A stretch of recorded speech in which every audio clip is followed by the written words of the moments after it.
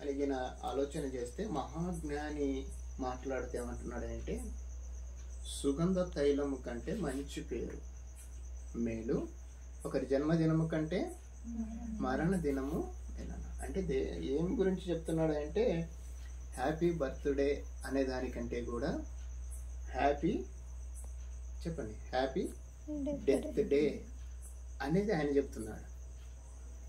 అంటే మనం బర్త్డేలు చేసుకోవచ్చా చేసుకోకూడదా అనేది కాదు. బర్త్డేల విషయంలో బైబిల్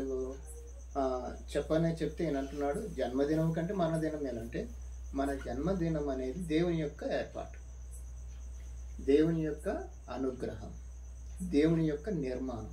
మనము పుట్టాలనేది దేవుని తలంపు, దేవుని ఏర్పాటు, దేవుని ఆలోచన, దేవుని నిర్మాణం. మనం అంటే మన జన్మ అనేది దేవుడు చేసింది, ఆయన చేసిన పనే మనం.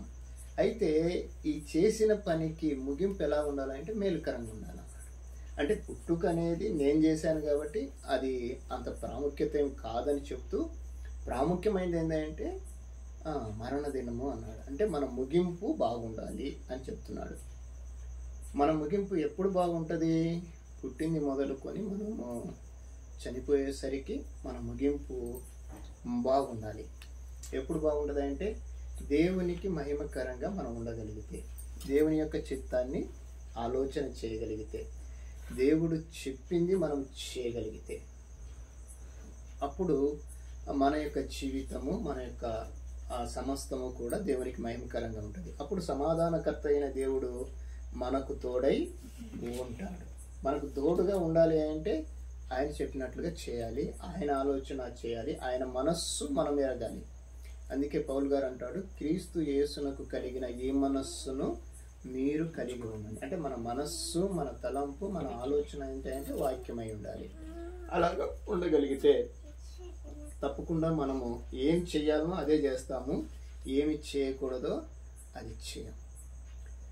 అంటే మన దేవుని పిల్లలుగా మనం ఏం చేయాలో రాశాడు, ఏం చేయకూడదో కూడా గ్రంథంలో తెలియజేశాడు. కనుక కొన్ని ప్రాముఖ్యమైన విషయాల్లో మనము ఎంత శ్రద్ధ తీసుకుంటున్నామో దైవికమైన విషయాల్లో కూడా అంత శ్రద్ధ కూడా కలిగి ఉండాలి. ఈ కార్యం చేయడానికి మీరు అందరూ కూడా చాలా ప్రయత్నం చేశారు. అలాగనే దేవుని కార్యం కొరకు కూడా మనం ప్రయత్నం చేయాలి. దేవుని కార్యం కొరకు కూడా ఇలాగ సిద్ధపడాలి. దేవుని కార్యం ఏంటంటే దేవుని ఎరగని వారిని దేవుని సన్నిధికి నడిపించడం, దేవునికి ఇంకా దూరంగా ఉన్న వారిని దేవుని దగ్గరికి తీసుకొని రావటం, మనకు తెలిసిన 4 దేవుని మాటలు మరొకరికి పంచుకోవటం. అంటే అది దేవుడు కోరుతున్నాడు. మనం కోరుకునే దానికంటే కూడా అది కోరుతున్నాడు. అలాగ మనం ఉండాలంటే మన జీవిత కాలం ఎలా ఉండాలంటే దేవునికి మహిమకరంగా ఉండాలి, దేవుడు కోరుకున్నట్లుగా ఉండాలి. మనం కోరుకున్నట్లుగా ఉండాలనుకుంటే అది పాడైపోతుంది, మనం అనుకున్నట్లుగా ఉండాలనుకుంటే అది మాయమైపోతుంది. దేవుడు కోరుకున్నట్లుగా, దేవుడు అనుకున్నట్లుగా, దేవుడు నడవమన్నట్లుగా నడిస్తే అది శాశ్వత కాలం ఉంటుంది. ఆ నడవడిక నీకేం తెప్పిస్తుంది అంటే, ఆ యొక్క క్రమం నీకేం నేర్పిస్తుంది అంటే, ఆ యొక్క స్థితి మనకేం చూపిస్తుంది అంటే మంచి పేరు ఇస్తుంది. చాలా మంచివారు అని అంటుంటాం కదా, అలాంటి పేరు అన్నమాట. అది చేగిపోయేది కాదు, అది తరిగిపోయేది కాదు. మంచి పేరు సంపాదించటం అంత ఈజీ కాదు. ఒకడు సర్వలోకాన్నంతా సంపాదించుకొని ప్రాణం పోగొట్టుకుంటే ఏం ప్రయోజనమో ఉండదు. అన్నీ ఉన్నా కానీ సరైన పేరు లేదనుకోండి, దానివల్ల అయిపోయింది. అంటే దైవికంగా మనము దేవుని మనస్సుని ఎరిగితే మనకు వచ్చే ప్రతిఫలం ఏంటంటే వీళ్ళు దేవుని పిల్లలు, ఇది దేవుని కుటుంబము, ఇది దేవుని యొక్క చిత్తాన్ని బట్టి నడిచేవారు, వీళ్ళందరూ కూడా దైవికమైన ఆలోచనలో ఉన్నారు అనే స్థితి దేవుడు మనందరికీ దయచేయాలి. ప్రతి ఒక్కరం అలానే ఆలోచన చేయాలి. కుటుంబమే కానీ, అది వ్యక్తిగతంగా మనమే కానీ, మన కుటుంబమే కానీ, మనం కలిగి ఉన్న సంఘమే కానీ, ఇది మనది, ఇది నాది, ఇది దేవుంది అనే ఆలోచనతో చేయాలి ప్రతి కార్యం. అందుకే అంటున్నాడు ఆనందించుడి, మరలా చెప్పుదును ఆనందించుడి, మీ సహనము ప్రభువునందు ఆనందించండి అని చెప్పాడు.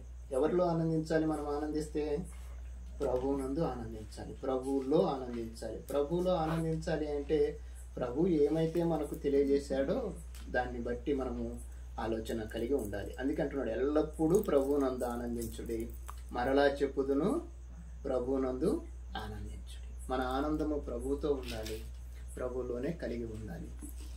కనుక ఇలాంటి విషయాల్లో మనం ఏ విధంగా ఏక మనసుతో ఉన్నామో దైవికమైన విషయాల్లో కూడా అదే స్థితిని కలిగి మనము మన యొక్క వ్యక్తిగత జీవితము, మన కుటుంబంలో ఉన్న వారందరూ కూడా ప్రభువును కలిగి జీవించగలిగితే అది దేవుని యొక్క చిత్తాన్ని మనము నెరవేర్చిన వారి అవుతాం. అప్పుడు దేవుడు అంటాడు, మనతో ఆయన సదాకాలం నేను మీకు తోడుగా ఉన్నానంటాడు. అంతగాత్రమే కాదు, సమాధానకర్తయగు దేవుడు మనకు తోడుగా ఉంటాడు. ఆయన సమాధానమే లేకపోతే మనము సమాధాన స్థితిలో ఉండలేము. కనుక దేవుడు మనల్ని సమాధాన పరిస్థితి, అట్టి స్థితికి దేవుడు మనల్ని అందరినీ, మన కుటుంబంలో ఉన్న ప్రతి ఒక్కరికి కూడా అలాంటి మంచి మనస్సును దయచేయాలి. ఆ దయచేసిన మంచి మనస్సును బట్టి మన యొక్క ముగింపులో మన పేరు ఎలా ఉండాలంటే మంచి పేరు రావాలి. ఆ మంచి పేరు కోసమే మన యొక్క ప్రయాణం.